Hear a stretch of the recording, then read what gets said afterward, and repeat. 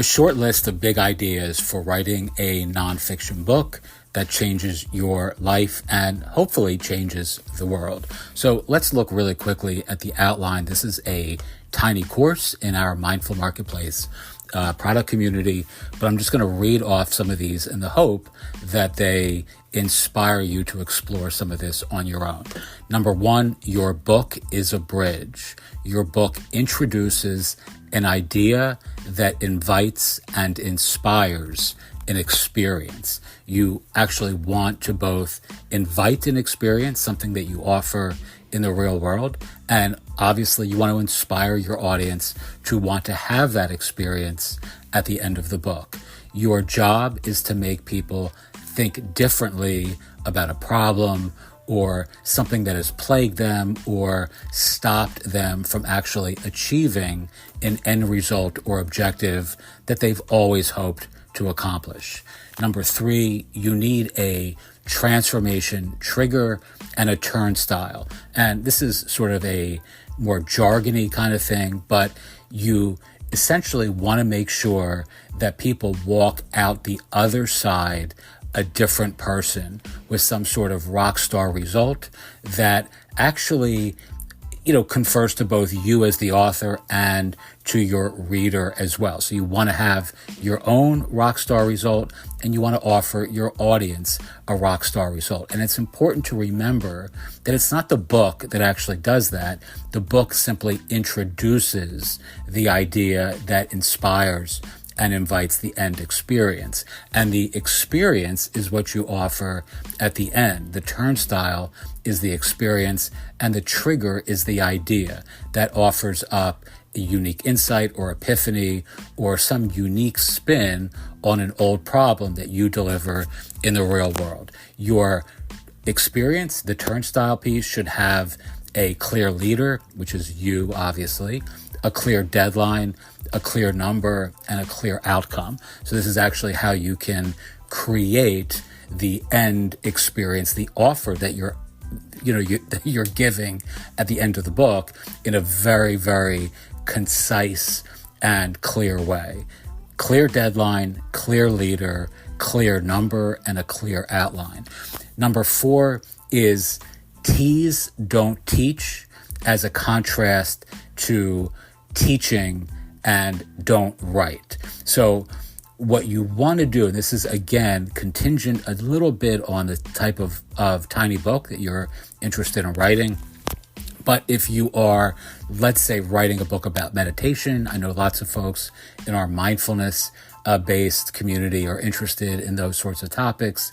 If you're offering an experience at the end of the book, you want to tease the experience, not teach the entire process in the book, right? So you want people to actually take an action that immerses themselves more deeply in your real world experiences and expertise in your coaching, in your community, in a course, in a cause, in a cohort, in a, sort of interactive, group that you may be leading in the real world. You don't want to sort of teach the whole thing in the book for both practical and for, profit-related reasons. People are inspired by words, but transformed by experience. So no one really is going to actually do the thing, or a very small percentage of people actually do something that they learned in a book as a matter of practice that transforms their lives. If they do the thing in an interactive, kind of guided session, let's say, again, using meditation as the example, in your ecosystem or in your event or in your community or a cohort or one-on-one on the phone with you or in a coaching course, LMS or group, like a circle community, people have a much different experience of transformation than they would if you just taught the things in the actual book. You'll notice that, again, using mindfulness as an example, in, let's say, something like transcendental meditation, which is not mindfulness, but it's meditation, that you can't actually write a book that explains the process of TM. It's actually against their sort of rules or their, kind of community, bylaws, or in other words, you can't actually give people the secret of the transformation through a book. It's just part of their whole ethos and approach to teaching. You'll find many books that outline a practice like TM, but it's actually against the rules to reveal the practice itself because of a couple reasons, including that, people get this individualized mantra, et cetera, et cetera. The point I'm simply trying to make is it's well known that people transform by dint of immersing themselves in an actual experience. The book itself is not going to lead to some great transformation in somebody's life. So if you truly want to change the world and you want to change your life and you, most importantly, want to change your business, the transformation that you offer is this end experience. Okay, so let's move on. We cover this more in our community, but keep it short, right? You want to be very careful to give people this sense of the completion bias and the sense of winning that comes with actually finishing. So, there's a dopamine dump we all get from actually setting out to do something and finishing the goal. And if the goal is reading a book, if you make it 300 pages, two things happen. One, nobody actually takes advantage of that end experience, the thing that you're actually offering your audience at the end. Instead, what they do is they, read the first 20 pages, they skip to the middle chapters, they leaf through the end. No matter how good it may be, I can't think of a book that's been 300 pages long that I've read in the last, 5 years, 10 years, maybe even.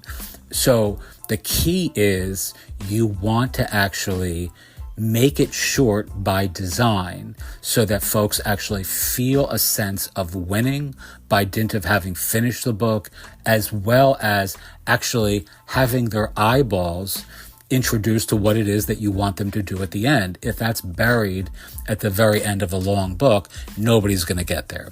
All right, so in the service of keeping this a little shorter, I'm going to race through a couple more of these. And then if you're interested, you can join our community where we're doing writing challenges every month throughout the spring and summer and through the rest of 2024. The next one is on April 19th, I believe, and you can check that out in our community. But the important question that you want to ask for yourself, which I see people not do in the nonfiction space especially, is where is your win? Right? So it's easy to sort of, like, if you're excited and passionate and have a sense of real purpose for what it is that you're writing about or teaching, it's easy to, kind of discover or unpack the win for your reader. But where's your win? Like, what is it that's going to make your life transform by dint of having written a book about something that you really care, deeply about, right? If you want to inspire people, it's great to know what they're going to get from having been introduced to your words and your work, but knowing how your life transforms is really important as well. And it's something that many of us neglect to even consider when writing a book, because you ain't going to sell the zillion copies that you think of your book, right? What you're going to do is, you're not going to get rich from writing a book by virtue of the book sales. Very, very few people make the sort of money that those of us who, kind of know a little bit more about the, the sort of profit, kind of potential of writing books. It's not the book itself that's going to make you rich. It's the $1 million service that you offer at the end, the experience, the turnstile experience, the events, the causes, the communities, the cohorts, the coaching. All of that stuff is how you brand your book to your author-oriented business, right? So knowing what that win is and writing that out in advance is a very, very smart strategy. And without that, you're going to find it less likely that you're going to achieve the objectives that you aim to accomplish. I'll give you just a pure, illustration of this. The stuff that we're writing, right? The tiny books that we're writing, like what I'm telling you here, the end experience that we offer is a full service book publishing and book branding and author marketing business, right? So that's what we do, a high-end marketing service and book publishing service for authors and entrepreneurs who have big ideas but hate to write.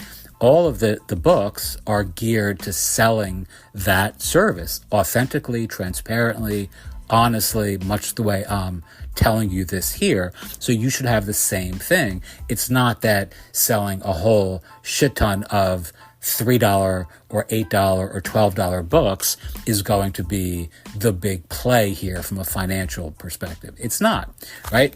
Finite focus is much better than fierce focus.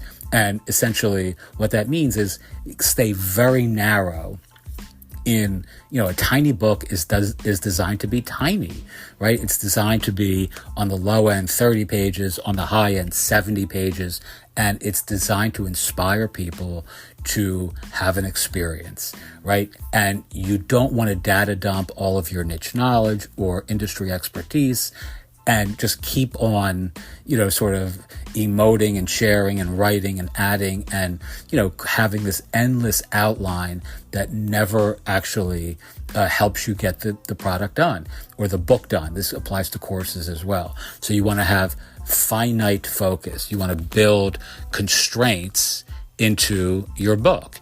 And the key is think small or start small, but think scale or series. I'd much rather see people in our own business and in our own audience, in our own orbit writ large, write a series of 7 tiny books rather than working on one larger book that never actually makes the impact that they hope. Title, type, target, and transformation. The title of the book, the target audience of the book, the type of book it is, let's say whatever is it a business book, a mindfulness book, a book for, mindfulness for moms. The more niche-y and the more granular you can get with respect to this one set of facts is an advantage, right? It's a superpower. Mindfulness for busy moms, a tiny book of big ideas about mindfulness for busy moms is much better than a book of mindfulness or a tiny book about mindfulness. It's too wide. Who am I writing for at that point? I don't know. The person looking at the book on Amazon ain't gonna know either, right? If it's too generic, if it fits a wide spectrum of potential readers and a wide potential audience, it's a fail. So you want to get very, very granular, finite focus, think small or start small, but think series or scale and series in my, parlance in this case are interchangeable. The differentiation declaration. So the 4 T's are followed by the differentiation declaration, which I'm finding harder to say today than I expected. So that's simply a unlike other proposition. So title, type, target, and transformation. And then how does your book differ from other books like it? Unlike other books about mindfulness, ... This book is exclusively written for busy moms on the go or for overwhelmed dads in a hurry, etc. All right. Very, very simple, very specific. And the more granular and niche that you make your book, and you do that by dint of the title, you give yourself, obviously, a easy way of serializing your expertise, right? I mean, it's not so much different to write a tiny book about mindfulness for busy moms than it is for busy dads or busy teens or busy athletes or busy runners or, you get the point, right? So you have this really, kind of easy entryway into a number of similar style books that capitalize or leverage on the existing set of facts and set of instructions and even experiences that you're offering at the end of the book. I mean, it's not, again, so much different to create a circle community where you have a group of mindfulness for busy moms, a cohort, and mindfulness for busy dads, right? I mean, the instructions are not all that different, and yet those are very siloed, sort of cohorts. All right, your book is the beginning, right? The old way, people, were kind of taught to believe that you write this book and then you wait, and then, the book is a bestseller, and then you're a famous author and all that sort of stuff. And the truth is, the new way is simply your book builds this exciting bridge that introduces your real work and your real wisdom in the world. And this is really how you're going to transform the world. And your own life, by the way. And you build your brand and your business and your bank account on the basis of each one of these tiny books. And it involves a mindset that says your book is the beginning. And you're going to be excited and stoked and motivated to really just keep creating and keep building and keep hustling, right? And that's a lot of fun when you're doing work that you really truly love and you're impacting the world in a way that makes you feel alive and inspired and empowered, and like your life is aligned with your ultimate aims and objectives. So, these ideas that people sort of put out there that, you're going to write a book and your life is going to change immediately just by dint of the book, I wouldn't want it to be like that. And it's not. The truth is, it's about, hustle and about taking new steps and taking, new challenges and creating new content and repurposing your existing content in new and exciting ways. I mean, look at the people who are the pinnacle of success, again, in something like a mindfulness or spiritual growth kind of book publishing, universe. A guy like Eckhart Tolle, The Power of Now, right? So he doesn't write that book and then just go, retreat into some, private utopia in which all he's doing is cashing checks and enjoying the fruits of, or the profits of that book. He then goes out and does events and does audio series and does courses and then shows up on Oprah and then does more, tours and this and that. And that's pretty much, and then writes another book, and that's kind of the process, right? So regardless of those of us who will never become Eckhart Tolle, the same principles apply. So you want to actually think of your book as the beginning, as the first step in a new journey that's going to rewrite the future of your own life and your impact on the world writ large. All right. So that's really, really important. And it's a distinction that's significantly different than how many folks teach this kind of, how to write a book that changes your business kind of idea. And I'm going to end with this. Speak like, because it matches what I just said fairly well. It's another. There's a bunch of these rules that I'm not going to cover in this audio, but this one I will. Speak like a sage, hustle like an entrepreneur. And that's sort of dovetails nicely with the previous point, right? You want to be able to be wise, be humble, be educational, entertaining, informative, and otherwise, but you also want to be able to hustle in a way that actually, aligns with your own aims and objectives and personality. Like there's something that's really exciting to me personally and the people that I work with that I can tell they're going to be more successful rather than less.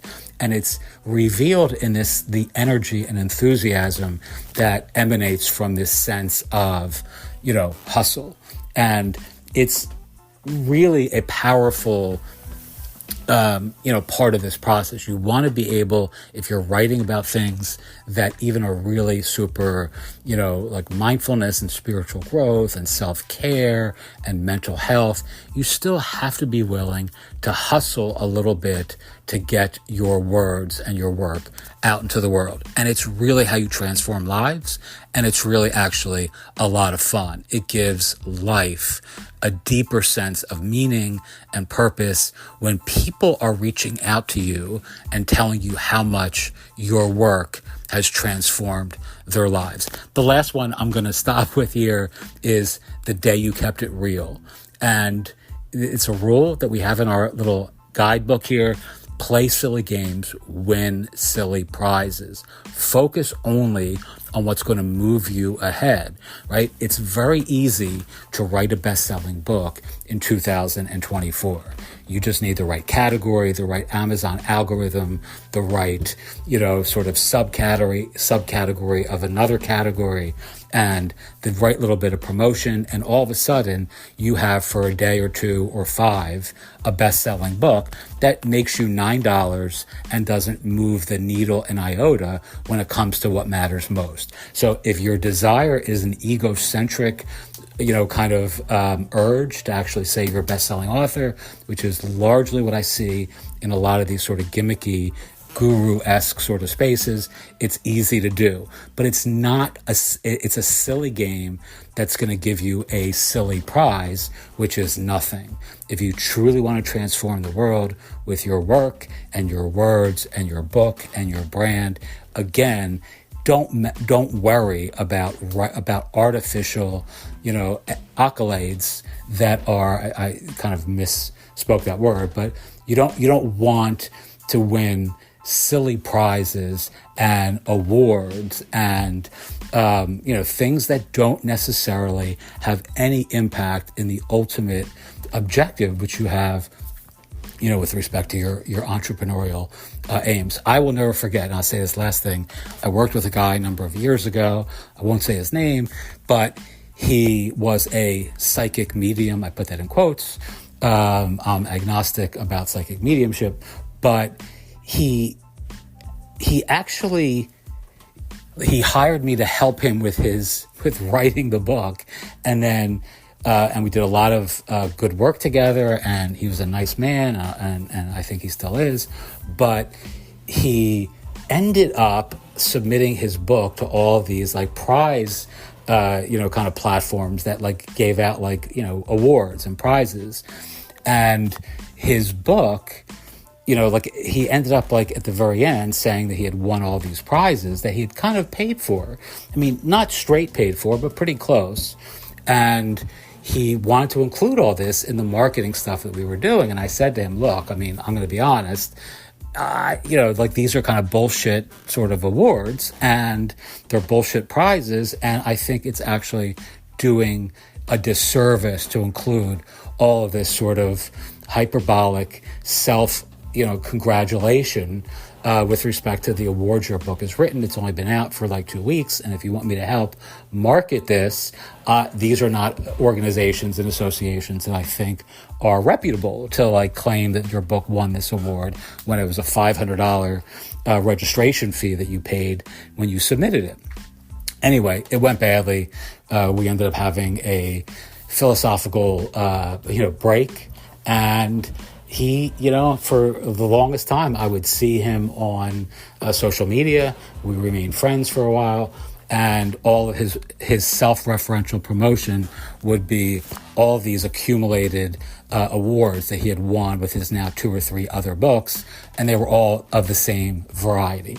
And I know, just by dint of looking at the numbers of his books, from a sales perspective, they weren't selling well. His business was not really doing all that well. And it just seemed like focusing on these silly prizes, focusing on winning prizes that really were not truly earned and that didn't matter and that weren't really meaningful became his central focus. And, invariably that doesn't really get any of us where we want to be. Teach what you know, do what you love, wake up the world with your work. I hope this has been somewhat helpful. If you're interested in writing a book and want to write with us, a tiny book, with of whatever ideas that you have in mind that would make you feel excited about building your brand and your business, I hope you would reach out. mindfulmarketplace@gmail.com is my email address. You can also look in our community. We have several communities with lots of content for authors. atinybookabout.com is our blog for our platform, but we also have course communities, a Gumroad community, and all sorts of other stuff as well. Thanks so much for listening. If you have questions, as always, feel free to ask. Thanks.